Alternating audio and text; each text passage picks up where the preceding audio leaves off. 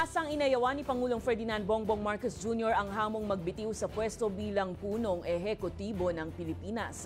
Kasunod yan ang naging hamon ng mga taga-suporta ng mga Duterte sa social media laban sa Pangulo nang ipatupad nito ang courtesy resignation sa hanay ng lahat ng kanyang gabinete.